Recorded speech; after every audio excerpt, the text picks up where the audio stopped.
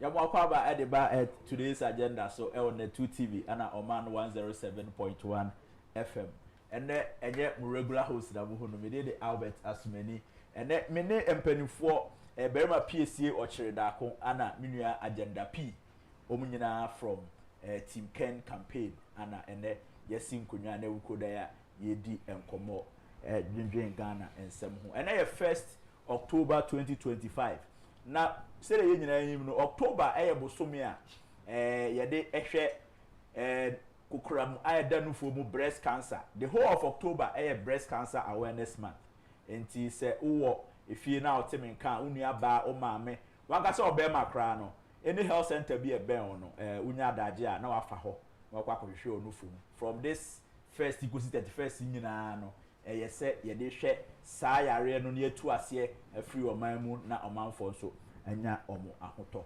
se why crowd and yatena si yedi nkomo agenda mo akwa ba menia me dey so yede nyame ase da berima apom to say ready adom now sir nyame adom boko ene yedi nkomo e dey afa the new patriotic party ho ye hwa nakakra ni ase party na mu nhye dan nyo saa ene we nam ha obeti se waje bi agum wa ha na we nso di bi agum wa ha na the recent one the two regional chairmen the new patriotic party at this only omo the Ashanti regional chairman chairman Bernard and Chibo Esiako your born man say chairman wuntumi ana Bono regional chairman Kwame Bafo Abronye ono so ne sense bia okaya general secretary 81st no general secretary issue statement eka say sansem no mukaye no ana Abronye de bi okaya say obetimi agigi nkrofo bi edin afi register no ne ade na chema wuntumi so koka say 31st January yeto abai any other enema bia party no aya say yemfa enyi the next flag bearer no omo yesa agenda no e de ma say yuraba omia ebetimi party na ba betwe ne ho office ansensem no ho afi yenkoda sorry anran so general secretary enso akwa petition national disciplinary committee on the onankasa na oye petition no e was ansensem no eno ho enkomo ana edin nti agenda mame ensha asem free ho looking at sanema ekosui as party ban no se wotena se na se wo hwa se na ya na wo fa no yo mini amedase na edi kan no menchi adofo mienu bi a omo so omo ta yere kan do na Japan achi pa abrante ba ko UK fen OG ana madam patients on so US ebochimamu na o me enkrofobia in fact enam adwuma meye ma Kennedy campaign adenti no o mo support me financially pa na wanga kwa fen Richie wasi agenda my dedicate one kaisi ho ama ba bia o pese okobi amami aba befa na ye de wako because of kan adwuma we ye ne no kra wo kanti no ebre bia no ye be hwese wakwane abamu no o security ne ade ye be bo ho ban abrante ba kwa fen ne Samuel Belgium wasi agenda wo de say wo hia bibia just call me for phone keke na frɛ me because Kennedy na wo so be di na chiri emu say wo ye no kra kan because say won kan no kra won ne kan do na Japan nante that's true e de mu ete wetimi papa na nante na say wo ye no kwafo na ye hwɛ wo nsɛm so a wo kan so a open no kra ti binia na me koso no mpanifo se ena de da ho me fa eja de da ho me fa eno na de kro no ba e de se wo fa ma me ade no amona mane o fa papa de no amona mane ya e be wi ase no ti ese abonte na wi ankrofo no ma ade tina be kan sa untumi no me start 7 previous o mu se hu ana o mu keka wo NPP mu no obi a fa anya asem enche kra untumi ekoka se Ewraba mi am president ya NPP ni bia no obenya bia di na 7 previous asem we ye kan abra unim se NPP amoyoko no ye de mra ne nhye na ye adwuma ti ade na a whole regional chairman utimi ka sei wo kan sa asem no party pani bia anka ho asem o mu nyina ye di but emra okoka kakra ekofa justify pon kodua won say fe na ni abo petition but dey di kan si ye no uyi wani na say o chire me says wa mokodua din anka anko meja ne sa yeah anko wanye so na say mutimi tena ho ma regional chairman for etimi edi sa sabi se hu we nyina na amoyoko na hifa ana yeko na abro yetimi begina waka se obi anto amaba umi a ene obeyindi afra abomo na empo ada yekoto aba no kwa no wa hwe ya obeba na wudinim asemo ye kan awose ba na okra no ka o ma suspend woni untumi dadaada na want to meet me be ka say 31st January abane akoto kwa de wo ye wi ama ye braba mi adada well but me tete say ansem in fact manage ye pa adentia woni obi call election no start say anoma no man ka hu si wodi kuguo enipa no wonim say ade ne den a otumi wini eti won say o mo sem o keka nyina ye kro no hu nsem ko a po no mo bo we say 31st wo be na wudi ni we say ade ne ye wi adada e kire we say o ma lucy eti ani da so mo wa ne kro no on bebo but end dey trust me Kennedy vote ba ko ni wa be yira abai beto o ma Kennedy bia ye be kan o mo ye be ma sin wo bia be asumdue ne ye pe once you starting the campaign o ka senti ya wo bia o adwuma wo betimi aye de aboa NPP ni o man Ghana no enu hu de ronkwa na o de obo enu ti ko fo bi ye o ma je se ko be start na ka o ma tata papa yi se bi wo ma gunu hu fie di na tem ana ko aba be ka bi but you say de o mo pa o mu ni na tem from anopatu anumre enya ade obekasa because o wani so adi hu na e wo so oton de ma Ghana for wono no o hwe ni beyond NPP o se bi NPP nko a e wo say ye wi a Ghana yetimi nya asem o na se ena o kope flag bearer no we ni message a ye wi a message bearer na Ghana for beto abama ABC 2023 obi ni nam keka ansem a wanya message ambaye me ka kire won se papa yi ni kasa wo kan nyina no asem titru bi enimu a ye wi a betimi akoton no de ama Ghana for me ka wo se me boa e wi e no ye hu de kwesi ye but nne witimi hu se ensem a Kennedy ka no Ghana for eto mutirim o mo se papa no wani so adi hu because region bi obeko bia no wo kire wade obeye ho eti presidential material na ne de enye anyway ya enipa na kire de oni tirim eni do betimi aye de abo o man Ghana no eti aman krofo aba be pe yewura kan de o na Japan asem a enya asem keto akora eti media meka se national for match omu ntutu omu nantem omu na mbo omoto na abronya ni chama ntumi de omu suspend omu omu anya ne sa emwa se omu an suspend krofo we na say ye no krese national for no ni mpanimfo bi ana aka omu aboma omu pese omu skill aba no edema enipa baako but eno so de ye ntena ho ema ne masa ebi se kan wo bi a wabre wo party mu sa ankrofo 5 na ye kono a you reckon do Japan number 1 because one no ye ni sika kwa na ode boa wo de the radio eni na ni monyam nyina eboa da bia no ti radio so ni TV so na o defend party and someone na say am kaka fa no nyina no eye party o defend ti na ma munya asansem na mo kaka no so e dey say ni pa we na bra so oba abedi ade na ni mu a o se da bi mo aka sa mutimi gina aka se MPs 49 ya omulusu ye Canada I think am say ono a because omunim say ono no influence na mo omulusu ye e say say nipa no o influence wetimi ma MPs 49 lusu no and all the man so wetimi ma ADC for best 100 lusu enti we material Canada no can we fan ho enye because the man is not corrupt and we obi so a we honest we obi a o kan kure enti eno ni ade a Ghana for aba be je tumi say ba bia o man na dro ni hia obi a o kan kure na oye firm and fair obetime gina ne na so na se ne maame ba no kwa na ya de na nya obetime hwe onima ka kire o enye kata so momu aso wo se na se Alestate e bre chi untumi no Alestate be ka se o de che ba bia na untumi o de ko che Kennedy bufu papa o kan wa bonti mo obi atise no ade Alestate ye enye no on support but ye won penifo ni bi o ma o so kwa election a wo mu nipa wo ma se da to machines de amo mama o ma bie online stations ada bia o mu di Kennedy atem no wo kwa no ndo omesa abo machi asa asa omode ese mo koso na monye eti say nipa ni Kennedy why na leader why ni betime edi party nanim na oye sure say sanko for obi na show machi because as regional chairman there say so omumu odu aye don person omo ya eti na mama afato we say Alestate kwa wonye regional chairman no okoka bibia ye record de Japan ehu say no asem oka no ehia esen ko beka sa asem no otwi nanim na ade na wo so obi support na woyi party pani ba ko pesi ho na de bi odi na time awia ne anopa ne anumre na wutimi mie wa no meaning that wo support nipa no enye fie ya na kwakwa na awo 2023 ye record de Japan ka say o make comment bi fa ye reba mi aho enu ti wasake no eti ade na wo do obi di wachi na say me pray that we dey senfo a we dey wutimi ka bi kire no meaning that you are supporting the person so we supporting and ka bi afa ho so eti nipa no we ni message 1 2 when we say Ghana for anya ade ni leadership omope etinya ade beto abama no 3 say no so delegate no so we say olusu ho hwe May Musa Dankwa research bi May na Yebrabomia LED by 72%. 2 months later, July, was I na free 72 about 52.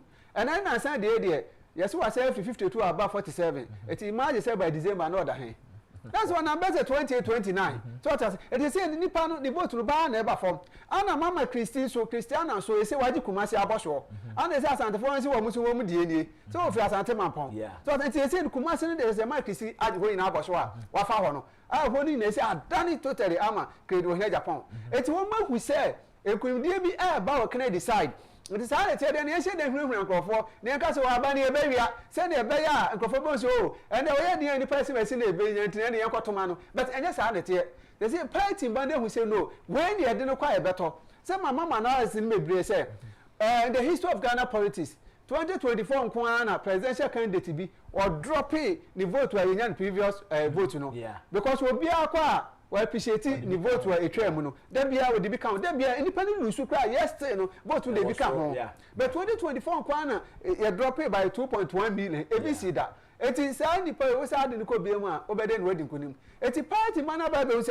As some of a pay cast 1 year don't go into a collision go for vote to a brain. Or quite one for vote to number. It's a say, assembly be no Baba Catcher. When you can, and one say, Kufoko Minu, Nanako Mensa, and one message, you know. Tomorrow, so called 9. I will 2022 work out Ghana for say Kufoko Biedu Nana come say message I can't pay no good party Beba yan hwe chema untumi ne abronye omo behavior MPP regional chairman ene omo all transis ene the empanifo so sorry omo preach party unity especially on amoken ne talk sha say nyina o say unity talk say all ka party for abom na uhu say chairman bi so nam na omo yes anema no wo as a party person won so no wo buy into the unity agenda of honorable Ken say as say ye ka party ni bom na ye nyina mbu forward say na wo fasa ansem no Lady can match ya watiefo na yewra Justin Koduaka sembi say bebe jano hotro say ye share NPP 2024 yi buyer obia hu ni say enoma bi enkoyi efa the executives no the way a omo treaty party members akwai say discrimination kese pa den aba party ni akwai say ye titi bi mo den efa ho yeso inti yesa na esi democracy den ekwan because this is the party ye na yaji ate ni ase say democracy no ye ni kura ye we are the apostles of democracy of Ghana. But the Koban is saying apostles of democracy of Ghana, no, ye victimize ebi, ye chinchim ebi musa se kwa, sa won pema sema ye ma kwan. Kutim say a whole regional chairman timika say me yin krofo bi dia eden afrimu. Just say anywhere in the world automatically no that party chairman no you be suspending outright and I say you be you a different position. Na enye enioma de bia omo ye na me de me hu ni say this thing has been going on for a long time. As we record the omo here na. Yeah, meba. Say na I'm building my point. Okay. Enti yade bia ekoko so ntam ka say 2024. All these things were going on. So what I say, Emma bi mu cry den every party nim. Obi mu so the statement but cheja ko de ba say ana na ekọ a obi wo ho the party no free mu physical but within it we free. What I say, the party leaders no are not putting some things right. And social Nkomoa, Justin Kodia Edemaya, he clearly reveals say it is not well with him. Yeah. It is not well with him. Na a idea be expose a bimo leadership and a flag bearership. Social Ken Obia or no one nama obe cassetia baumia biano, no seko. You share your Rakwana or making a comment against Baumia. You reckon cement yasia. Yeah. So what I say. Now share Obia or no so Ekasama Baumia. Now all can sama enya consistently. A child will say, Penny be tetri. So what I say. Yeah. Expose you say, Obit me and a gentle, Obi portrayed who with a sheep attitude, but behind the scene or a wolf. So what I say.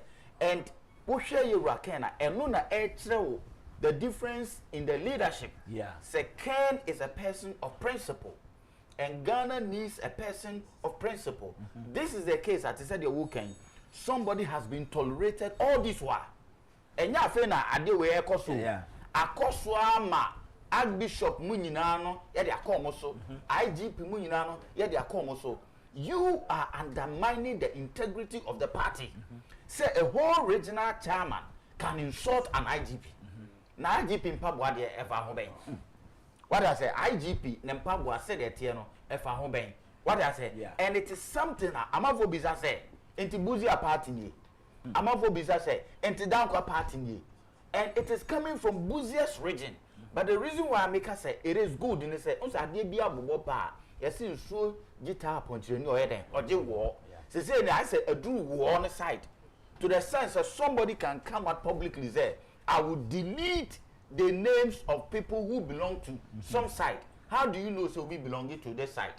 You are a chairman. It is not your duty to know say delegates we were ha and we here because we were supposed to have been neutral. Now MPP crowd some way a Democrat.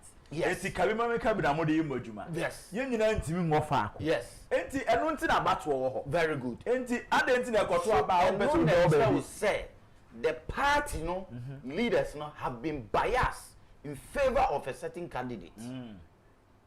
What am beso to no. Ne ekokoso no and etra say the party executives have already been biased and biased they are going to the extreme. Which undermines the integrity of the new patriotic party. So what I say, because a chairman could not do that. And then secretary be defended said no, he's not happy. He called them almost say adopted. Mr. Kwame Sefa can be say a doctor. Which part is adopted? Yeah. What I said, which part is adopted? Were you waiting for the public reaction before you go and ask before people say adopted? Because or no who say adopted or not saying one video. Yeah. It's been series of videos. And the time when who said doctor that one reacted until say you be approach him. But maybe they be feel say it is a sign be a nyankupo eyi amagana for who say Kennedy is a person of integrity. Kennedy or a person of integrity because yen na wo records Kennedy ne obia Kennedy no kwakudi e they be moye together. What I say? Yeah. When I only can hear program to say, but see what can cemetery. Look at how Ken has fought for Nanado. Look at how Ken has fought for Baumia. When I defended Baumia in Kencity Japan. Why? And I defended your friend saying Baumia as in Canada. I'm out for referee. Yeah, Quaco swear in Nanado. Yeah, Quaco swear in Nanado. Yeah. And to come call parliament, I BJ, yes, say parliamentarians were fighting. Yeah. Ghana for referee and Kencity Japan, you see. Ghana for referee. If he is a rowdy person, that was the place and Quebec say me to training. But Ghana hano yen support at the papa. Say ya dear bin or call yen and Kenya in Quebec for baby. People should play that video. Ken was quiet. India Ken say, oh who NDC for to say they don't want akufo-addo to be sworn in. And to more yes I interrupted the parliamentary then session. Process, yeah. Say this speaker I want to be very good. So what was Ken was quiet. And this is a timer. A show say he is a man of peace. What am I saying? He is a man of peace. Ken was quiet. A bra parliamentarians will be from where a motion setting in a baby ballot papers. Yes, not here. Yeah, yes, parliamentarians were fighting. What was the attitude of Ken Agyapong there? He was the most gentleman at that time, quiet. Yeah. Why are we not lauding that? So it tells you, say, if you give the authority to Ken, Ken will be civilized in that manner. So what I said, this is the case. Obi say or no, you're gentle, but what it tough for? As you omubeyi MPP for dinner then every boom. Omukrampo ba out to say, ya planning BBA to ho say, ya call Congress by ya, ye best Ken Agyapong out of the party. Now, we reference say Ken Agyapong has a lot of people following him. Now, you are going to lose the election outright. As some crowd kind, as a chairman, as an executive, do you think it is even fair? So be a political leader, you can even come and say, ya shisha BBA na we na teso, na ye ko ba, ye ba be UFO. If you think you are intimidating somebody who reveal who say you don't even qualify to be a political leader. Aya na me share, especially chairman to me. Ne attitude, ne demeanor. Na nukra pe woman is say a good party ne di mo ase. Oh yes. Because as a regional chairman, na o share original party for him. You have to command some respect. You see, sir, oh yes, I don't say if he's listening now, people have something at the back of their mind. Say, "Wokrano, on some fata," because MPP regional chairman and your position get wow. Now, and your region bit to say, Ashanti region, the party stronghold. And I will be. I am one say, could you a petition, you know? Okofa abronya there because I'm saying honor and any din wom. But for a regional chairman to make those comments, na who disown no. Na want me and farm measures be to come say no kwa yam fra no emra no meyi na no a. No say I say I'm a friend. I'm a ready abronya response say he's coming. No abronya the officially General Secretary Ankasa a petition against him. Yes. But to me there's no petition against him. That's what I'm saying, say. It is exposing, say, the executive at the top are biased. What am I saying? Adena air course no, a bias being a air course.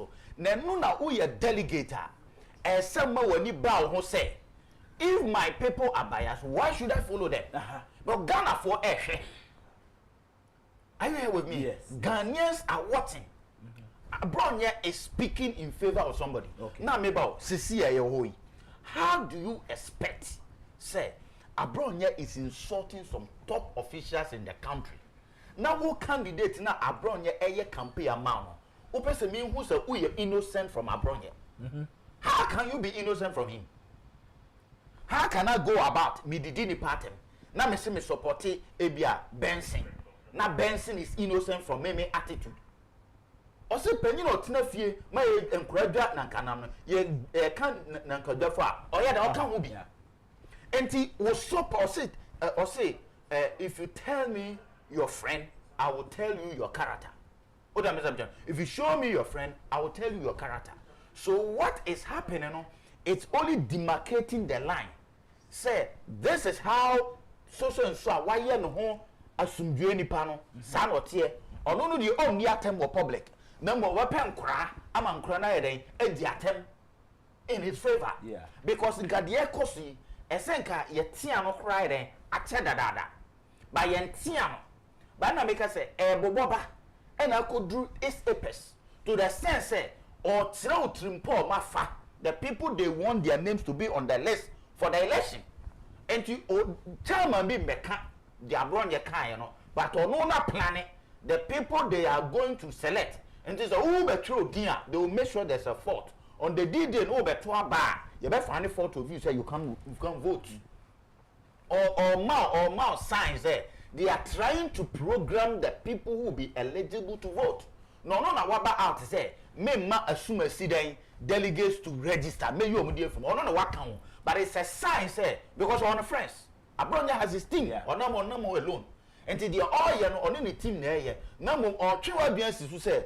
Or na down for be on the quiet on your on kasa. But when the trim pony say they will find means to say details of delegates no you be making sure that they are fault with them on the D-Day na wa koso okoto abano obedu akura na udin da ho wanim na ho na wetumato abano asema okay 2 days ago I got an information from America. Yeah. Said diaspora old executives na do mo e ka ho say o meto abano. Yeah. Omo US chairperson a friend of buyer. Yeah. And IT guy and so the Kofi Nyame. Yeah. They found a way certain people are said they believe say no need one side. They are not putting their name into their database. Yeah. Now imagine so be America. No be fa play na ba Ghana so ba be to aba. Now be ba ka share say within him. And this compilation of register no I think say MPP executives will be big papa bia on betimi aye dia boa coming election and no necessary more madwin koso no making sure say transparent to the point to say ordinary police station executive crab who say midini ni aye exhibition ama obi abehwe ni din say the yekoye national election aye no because eniam o mo kan no mo obi amfa ne say agro mo after this petition ba bebrim ko fa ne say omo ye ho adwuma ba bedu ho no na adwuma bi ankoso enti SSA party executives no they have every responsibility say ɔmo bɛboa na saa deɛ no right now ayɛ ne papa. You can't count on the party executives.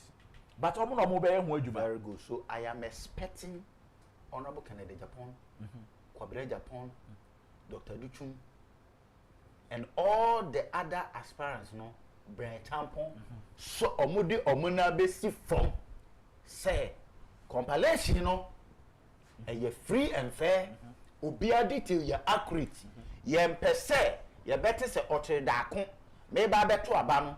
There were some details be a man yen ye intino, mentimento. It is for the aspirants, no. So mudioma. Na ni para de wa no about the team person oye. And the who jam man akosi say, who jam man aye so your pen. So you have to ensure double check say a month before the elections, you know, all the aspirants are okay with the register. Yeah. So there is not one single complaint. Obi a went to man to abano or beba beto after any pan eto any papers neto. Enti say a seminar beto na do DJ no 1 or 2 reasons mentimi antoa e was a meeting to as aspirants as Honorable Ken as a Brian Tampon as a ban now so meeting from one day. Yeah. No more to put pressure on the national executive because so far the national executive no have exposed themselves say they are not fair towards all the aspirants. And they are clear. There's no argument about it. So there's no argument about it. And besides that, you know, look at Honorable Ken. He is the one proving he wants the clear unity for the party. Okay. So far, no dear. Ushe nyuma waya. He is the one. What can't I say? I will not respond to any of these things. And he's not expecting any person here who can pay Amano to respond. Yeah. That shows you say he is disciplined. That shows you say he has self-control. So in spite of all the jabs going on, yeah, you should Christ or yeah antichrist. Yeah, you should all sort of harsh words against him. No, he has made it clear. Say, yeah, so it means the person is disciplined. Yeah. The person has self-control, and not only is he not going to respond, he's warning all his teams there, don't respond. So it's so clear that he has sold himself to Ghanaians that he really stands for unity. Because Mesu de Dimate mean few, or the Bomasu mean few, Bomiya mean few. What sort of man is that? It means he has high level of tolerance. And what Ghanaians have to look at that delegates must appreciate him for that.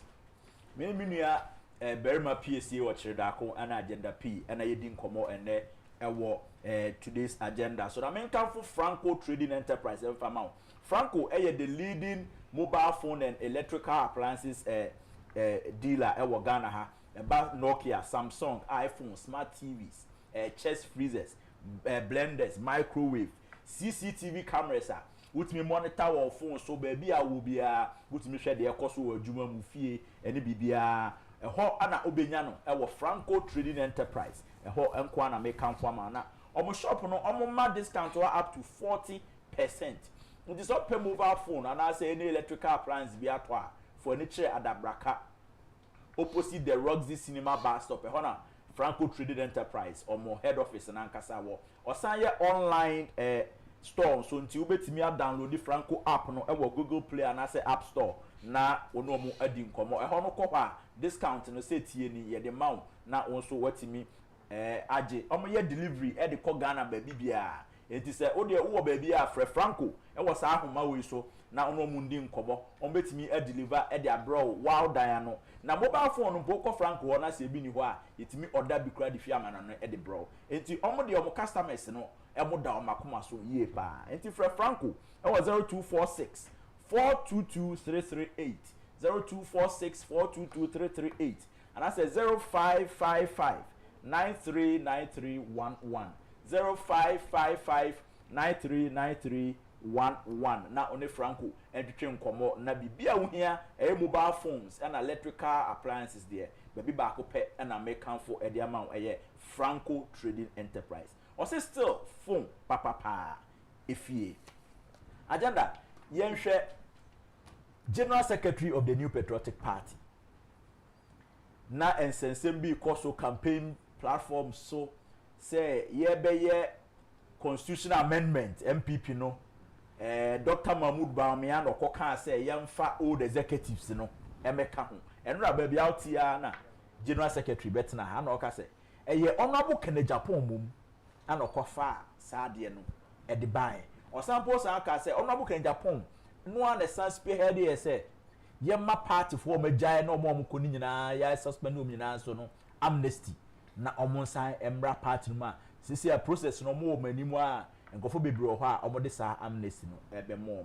se koba se party enema kom ye nyina ye nchekere party ye nya amendments na enema nko yie na se ebedu baabi no obi pese obeteki ebi a obi no suggestion se kasa ene dia a na ye lack of ideas ana se ede nti na be masa na enema we kura no unim se wonyeye na ode nam na aka kire nkofo se ona we eno na aya na emma empanimfo no omone ye ne e campaign no se na ya na wofa no fa yo me da se ansa na meka ne ho asem no menka bi kakran fa me brother concerning album no okay yeah album no ade esi ehu ni se 2023 album no na e de beto aba ye nye album fufuru bia apart from 2023 yes se edi fufuru bia ka ho a former executives no yeah womo no ana ye be ye omo de ende abe support we see no but police station for any constituency officers coordinators ne there 2023 album na me will be da me dem say me hwe mu anopa wi ani anumre eti wo ayewa so west na police station executives no album within him a untu bi and obi ansu ni ho a wo ma ni din be film enipa na hukura ni din wom yes na wo wunti enya de oba beto enti ho no mateke ho da mama ka enimu because obi a wo wu ayewa so west bia na minim no they want to oh yes somebody constituency ni mu they want to kwan bia wo ye police station officer bia so minim ebi to kwan 2 years ni 3 years ni ebi 6 months ni they want to kwan so din ka ho se yakoba se party ni kwa ka so mbe prozia the way they can to kwan da no prozia want to be because we had we sign yes so wa ha and we sign san wa kwa no different but me no ka say o mo kan prozia bia ho asem eti they want to kwan bia so ye den won ka ho sa for ni na so my list e ho eti constituency bia obi anya ne de sa wo ye sa obi antimi wiawo ana ye no amuso na e constituency wo eti obi a wo ye former executive ana former member of parliament ana former presidential candidate bia ana former MC no eno so enimu omo because ye no omo anete ho eti se me ye sa aduma we nyina e wa ye wa so west na wo so wo ye wo de oba bia obi anya ne de a krono be fine fa na aba because o mani da so a omo nyina e ye krono no eso me no wie no e betimi aba ho ban eti ye kasa nyina ni ye adwuma ma ye ma na nya kasa tenten keke na kasa tenten we ntop onko ye nya adwuma no because constituency ho na album no eda ye nim ye ho and then trace metese obi ye ho obi be frame me na agenda na ye see constituency officer bi so obi fan picture ambla na se masa obi di picture ba na bia we former constituency officer na bo fa ma se ye di be police station na police station album de ekuta me ada me ye video am de to platform so le kire omo e se de ekuta me eno an ye de beto election day no me ba ye bie mu electoral commission album no de aba no eni de kuta me ye be bie mu de compare who say police station for the woman e won obi adi ma me shemu and de na abato na akoso bibi se sanketekete wo ha e ho ye nto aba because obi ani to me say ono ye na album different from the party ni ekuta afa fast forward ye bra Justin Frimpong Kodua emla obekasa na dadi lumba ne bɔɔl mu ɔsɛ obiara bɛhu bibia mu nokore sɛ nkurɔfoɔ a ɔma sɛ de yɛwura Ken Agyapong ɛyɛ nyina ɔmu hu yɛ but nyame wɔ kɔnkɔn ɔbɛbɔ ma pampam ama ɔma ka nokore ɛno bi na ɛmra general secretary bɛka ayɛ no yɛabɔ na pampam ba ɔwi sɛ na nkurɔfoɔ bi de nam ana nipa sɛ masi na ɛka sɛ yɛma former executives ne wɔn mmra mbɛtu bi ɛmra deɛ ka kom sɛ agyi kwakuo no ɔno ankasa general secretary na ade aba abɛka eno ma mebiri ho a ira credit na ede eye bet nkrofo no agi animonyam ne fa hwe Ghana ha ye wa ha ana ira bo mi ase won na de Ghana card ba ye minu mi eri nim se Ghana card so ira akofo na de ba ye me first Ghana card mi 2007 but ende ni na no ono na de ma no ibi Accra Digital Center eye Mahama na si ye of course so ati ase bet enam se nkrofo bi pen no create no wo ya na adepa ni na na ye de ama no na de ankwa ye ne de akɔhwe na nado na nado na bone se no na wono anso na pe because ade ane chance ye no chance 2024 ana no ma papa wo ye no ye de ma ujam ana de ankwa ye no ye de ni na abo wo now what you mean say anka wo ya ne saa se ne ke be betime win election no etinka AC wo hwa betie wi election wi e no I say nam thank you to on still ne say pia no mani na gu so ama adwuma dina na do ye ma wo mai ya pepa because of a normal Kencity bi a ojamu pia ni nyina ede edigu no so anka ehu hia kwa say senke ka no abonten na so no ogina na wo ede no wo ka etimi de me free say eye nyame na ede adwuma enye fair so say wo vice president na obeto fu mu no wan kan kire no because but Dr. Bamia say ebe ka 3 days am akoto aba na na ado akoto fu mu wan kan kire na say we say dia na we vice president bi a onye active because obi a oni o boss and e bibia bom na see etum ya mo amane say wọ́n sẹ́ ẹnumọ́ bí sẹ́ àwọn kan sẹ́ àná sẹ́ wọ́n expose wọ́n ẹ̀mí yẹn ká kura wọ́n ekura ẹni wọ́n sẹ́ ọ̀kan mọ́ obi tẹ̀ because ẹ̀mí kura nǹkan mi nǹka wọ́n bẹ̀ ká sẹ́ asẹ́m kẹsíẹ́ wọ́n sẹ́ wọ́n bẹ̀ ká sẹ́ excuse me to say wọ́n yẹ competent because sẹ́mi o yẹ ẹnumọ́ kura kwahwẹ́ akwakọ ẹ̀ nàmú kura sẹ́ àná ọmọ nìyẹn yẹ hu yẹ ètí sẹ́ wọ́n ti bẹ̀ ká sẹ́ ètí wọ́n ti bẹ̀ ká sẹ́ obi kura nẹ̀fẹ̀ ọ̀bọ̀ àmàlẹ́ à ẹ̀mí na sa digitalization ya ye kan wa se me na wa yin fa ade a hwe phone su kura be won se bibia de e koso so eti me de sa no ma ne de na enkakra Ghana for ehu the difference between credit Japan and acufo-addo so what I say acufo-addo no omo e de atform se no credit omo nkan bi da what anything am credit ko enim no cause Ghana han obi as credit kan no credit both for NPP NDC all the political parties obi as credit na kan no credit ana wo hia Ghana so no a politician obi as one the one corrupt e Kennedy so eti papa na ekurum de bra wadi eti se justice report ko dua eba be confirm say e kan ana ma e dey former executives ni bo mu a ya da na se ye di enum say sa na te be na kan acufo-addo na person mu di enum nyam re efa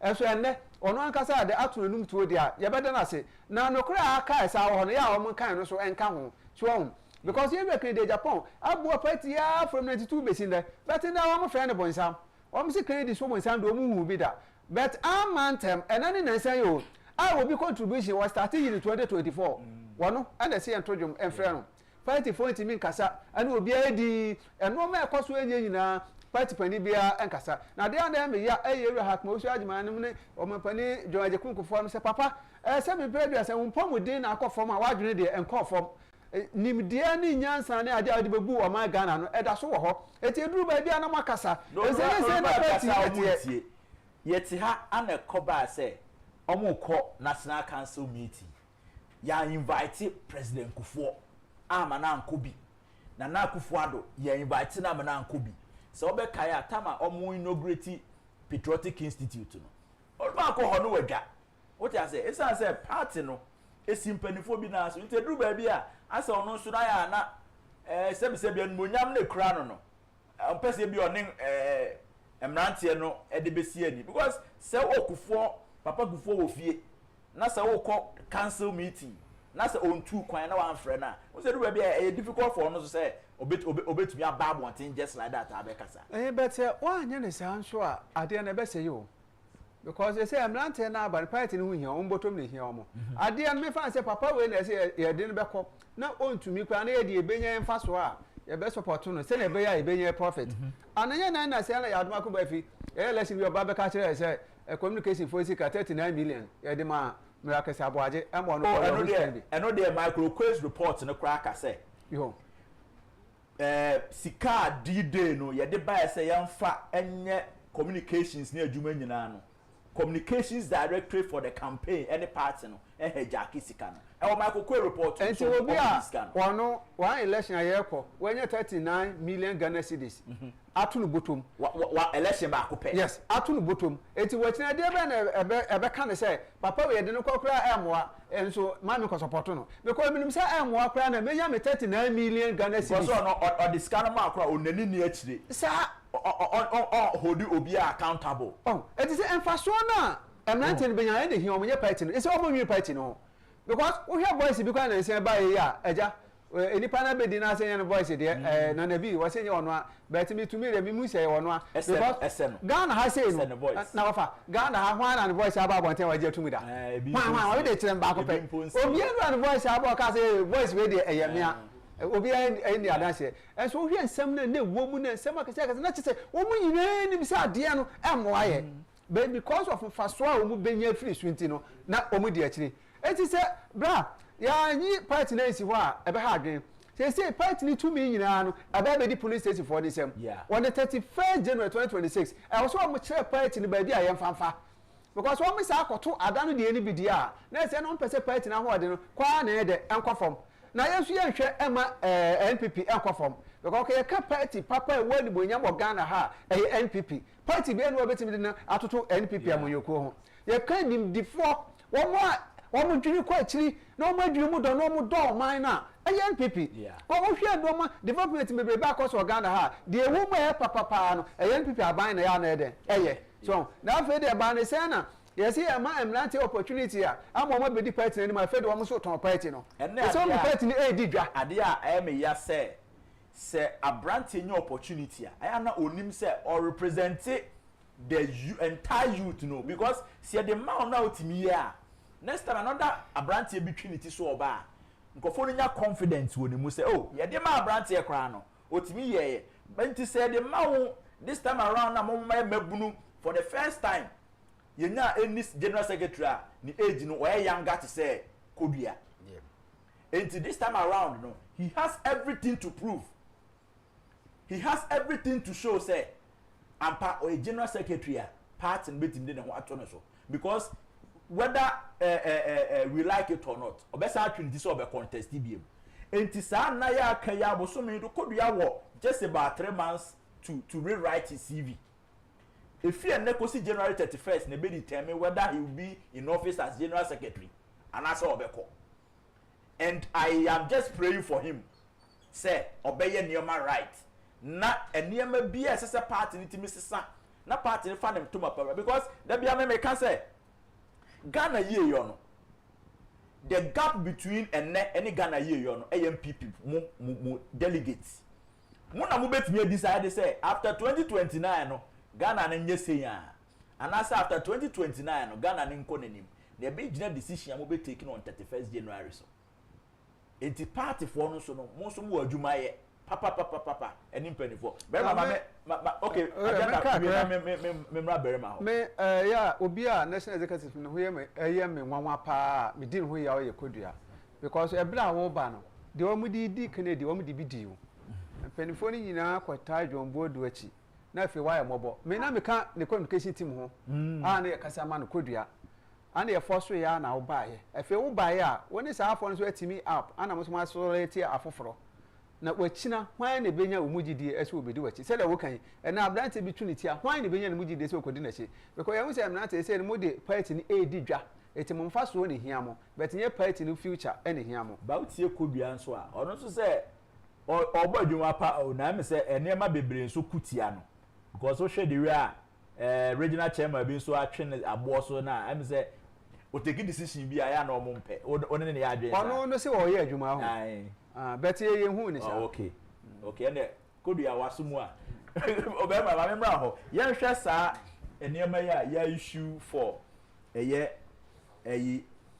Ken Agyapong na shaase Dr. Bawumia na de baaye sesia no kodua ama na niso ada ho but going forward no o hwa party mpanimfo enipa numu ya o matwom ti so mo bekoi obia nim aside so obia mpo beka so obe contest bi no obia CV obia how obia relate with party structures no any how obia ye party adwuma no ewo ho wo no o hwe sa ne o me ya ekoso ene we si we na kan ne hwe sankofo numu yi omadwuma ma ye o party omo nyina ye party for sure but obia wo bia ne strength wo and obia wo level a ono omo eka and obia wo omo a okoma omo enti wote sansem na aya na wo fa ne se me feel say NPP we are losing the battle in the sense that NPP a party a ekita enisuade hu a party a ekra intellectuals a party a ye what substance so what I say enti we should be looking at policies. Okay, so share honorable Ken, I'm so much impressed with Ken. Say I saw J. Akufo, I saw Edubuahin, I saw Nanado. Ken is the presidential primary candidate addressing the nation with policies. So what I say, addressing the nations with policies. If it is about why not Kwama party, I respect what everybody has done. Yeah. But nobody comes close to Ken. Or putting the dignity and the reputation in our online. Don't even go there. In 1992, Omo presidency here. What did Bawumia do for the NPP Aduba in 1992? No, he wasn't part. So if it is about what people have done, are you getting the point? Yeah. You won't come in. Many of them won't come in. Yeah. So to me, I don't see that as a priority. For somebody to come and say, hey, I may candidate way NSC, you include it. Now I say you include it, and so what? Yeah. Ken also suggested that is why the secretary came to clear the airwaves. But what I'm trying to say is that when people are trying to score cheap political points, and more party, it is a cheap political point. So Obedi Kamba and assume a seat Dr. Bawumia suggested say Yankofa old executive, and so what? So the secretary has cleared the airwaves. Let's focus on the issues Ken is putting before us. Yeah. Let's even talk about the unity. Unity. Ofa Bawumia, what can Bawumia say? Okay, so that brings us to our last topic. The conviction here, Emma Opese, MPP delegate, and Sele Honorable Ken Agyapong, Neyento, Romonto Abamanon, Emma Ono. In the next 2 minutes, Mami, the reason why we delegate, all the time, no preaching, say, as a Honorable Ken Agyapong, and no, make us say, so Osha Kena, what Ken did on the 6th of January, 7th January, so astronomical. Ken was so quiet. What I'm just trying to tell Ghanaians is say, and that Ghana had records to say parliamentarians fought. Where was Ken? Ken was the innocent sheep there. Why did he do that? He did that for the akufo-addo. Even that day, na NDC, any MPP now 137 MPs. Yes. It took Honorable Ken Agyapong to convince the Formina MP. What I said, to be part of them that night. That's what I'm saying. So when if they want us to talk about these principles, nobody comes close to him. So what I say, then let's look at the unity that we are talking about today. Ken has come up to say, me would matema me can Dr. Bawumia say that on behalf of his people? Haven't we seen what Chairman Woon to me? Haven't we seen what Chairman Abronye is doing? Respond and ensuring that his people will not attack any candidate. But meanwhile, we see Dr. Bawumia's delegates, our supporters, attacking Ken Agyapong and his people. So it's a clear say Ken is the one standing for unity. Let's put that aside. Let's come to policies. So far, Ken is upper president. Let's look at laudable ideas that Ken Agyapong has spoken about. Ken is the one who has talked about improving local government. So Ghana, you better make free situation here, you won't here. It is rural industrialization.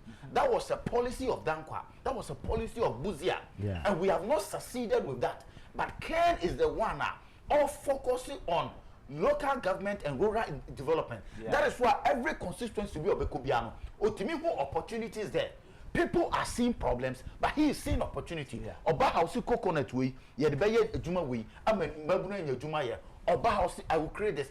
Everywhere he is going, Biano, he's talking about that. And that was the policy of the Dankwa rural development. And when our role is by or the rural electrification, I could call your role is man, Nipa and Sua, in Crasifon body, Rollins a chair, then Crasifon Tuba,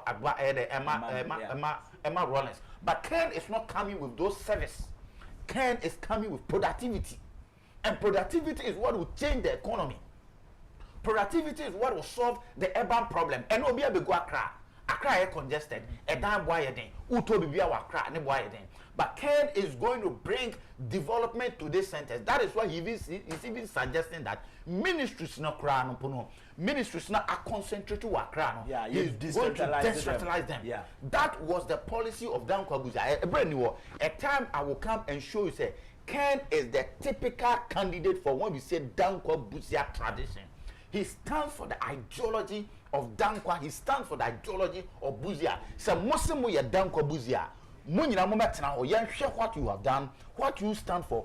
Why not a typical candidate of the party? And I will prove to you say it is Ken Agyapong. Okay, now prove to you say it is Ken Agyapong. Adena P. Honorable Ken Agyapong. messages ne policies ene ne yoma no emu de wan na wo ato akoma so pa e convince untia all the time agenda p why say we be dedicate wadaje na wo de aseli sa ne yoma no ama MPP delegate no yo me am da se o we say yewra Kennedy no ono ankasa we de ka ton no ho ansa na obe na dwe say obe ye flag bearer no cause we here a hospital and sem na ade a normal why ye cardio center we sika kese na ode ye na Kumasi na sen kra de masate asen foforo ye see machi bi a omde hwe ani wo Kumasi Kennedy ne koma sika ma omde ye because me de na de minimum e cancer machine no nko a be na sen na me hwe video bi na hu say Akosua Sapon or a presenter or UTV and there's a nice woman news and no can say woman be call Kwalibusi or Kohenani or call Monsieur machine I say nti anyone ko Kumasi or call Kumasi the ano so I say na fere mgusu a omo ye nti bi ade enchi na omo bi nti wait me atwan na ma mi pe baby die ade che ye na okọ na omo ye nanin ma no afi okọ isika esi da bi papa bi efe Ken Agyapong watwi aka hoka because one na edisika ba se enye machine no na ye fa hwenko for free na minim da last week ya na mete ye but asana tamale teaching hospital so akoto plant na ade eti why sa no mani nyina na ma enipa na ya oman bapa because enya ban sika no eden wode ye e won no botom sika eti mami wi se eden otwini oman no ana wa start ya ka na youth o mumie yuma ma youth no nya bi ya wa se won twini youth no ho da bia na no asem ne say youth say na mi no yi kan rigi bi obeduru bia no ohu ade obeye ho an pe na mi ni ndc ni bi e wo me office na ye di nkomo an o se emna wotie kan na no on pe kan asem beto abe do no by force na me se wa den wo se eno ma wo keka se oba obeye no wono kura che say he has no idea esina sa no ma we nyina egu papa we trim an ye tan o tan hunu asem o kan no na me se wona tan me de me tan no oh eno ma na wo bobo so wotimi se na dwene emu aboma na busa ho se sabe ya no no ensem ya no mutimi kan so eti se no Kennedy na ma campaign no chese ideas campaign na ye dey be ye because we need idea wo be dey na watimi abu oman no eti ensem no okeka no mo hu se papa ye dey ne ba wo be dey obetumi abo oman no and the two party man is where we say papa no 30 seconds na yen wrap up papa ni obi a wono so dey puli this crowd aba bi obi pie bia na nipa eba e say nipa so koton na o mre o ye dey obi beba etu midima no isi no emra say misi wo Kumasi mani anye untumi fo mo na mafre lawyer Kwesi Kwati a okasa ma area Ken Agyapong e say wo mra morning be program from 4 p.m. to 6 p.m. after do obeduru ha mo say order from above mu ma no nkasa oh na eno so meti mani sa agiye because someone say the way papa ni si Kenya sasem Kwesi Kwati okasa emu do eti wo mo so no amon penya se ni sa wo mu station because wo ba no be Kenya sasem ko asa oh eti ba sa point no because them dream one na meti ase eti ba sa e be ma wo bobo to akofom eti na se tempa na o me emergency meeting o mo stop Kwesi Kwati ana me say Kwesi wo kura wo duebo na we say no kura wo kwa akwa de kura o because wo mo mpe obi ana dwiri mu do ba be Kenya sasem ama eti for eti agenda p ada o te de kado mere minua berima PSA ochere dako and a dim komo from Ken campaign. Very much just 10 seconds. Na wrap up na fe sorry so. Me person me catcher Obibia say there's hope for Ghana and the hope is in Ken Agyapong. Mamu me and to hope in entonchene ensan so en complaining. Memma delegate bia enhwe sika. No candidate can give you money a be hwe wakosi 2028. Now one to a maken so obesa tena another opposition to 2032. There is no candidate that can give you money for you to sustain yourself. President Kufuor said it is better to be a messenger in party in government than to be the chairman in the party in opposition. Let us look for a candidate obetimdi about power. It is power a political party seeks for. And yet now for some and then you win pema sem and a win me and can say ye no. The person that can change the dynamics for us is Kencity Media. Vote for him in 2028 NPP will back in power. Thank you. My name is Berima PSA or Chredakon ana agenda P and a dinko. I mean for Franco Trading Enterprise amount ya bomb man say phone papa if ye Franco dear Okoha mobile phones Nokia Samsung iPhones brand the bank and our Franco Intimia Bima head office no ewo Adabraka opposite the Roxy Cinema bus stop udu nature wa ubetimi anya Franco na onomo atwetwe enkomo oko online store and as a Play Store App Store and as a Google Play Store so ubetimi download the Franco Trading app no owo ma 40% discount 40% discount we sign Franco ho a unya ne ba bia anopai eno na make am for amount ope chest freezer air conditioners CCTV camera ubetimi monitor no remotely wo fie na sa dwuma mu pa utimi hwe de ekoso nyina ene dipabone abenti no se wanya sa ne ma bia amfa am ho ban na wajapade ehwe ni nyina no Franco Trading Enterprise ana onsa ebeka bi from 0246 422338 0246 422338 and I say 0555 939311. Franco Trading Enterprises so phone papa if you but me first say that my production crew ni nyina headed by Kweku Amo Date Esquire ana MCR Ejando Justice Amo ana mo maka osro ho nyina say that enkoma mo questioning sim bentay focus elikem amusoro mo share sound any cameras nyina mai me a na metina mu me the Albert Asumani adomdume ya nyame adoma a ochena ye besan hia na wie ye bono mienu a sinupen ebeba wakwan mu enti se oye obi bia ye ne ntentem na no mienu wasan atwen na ye de sinupen abremo yakram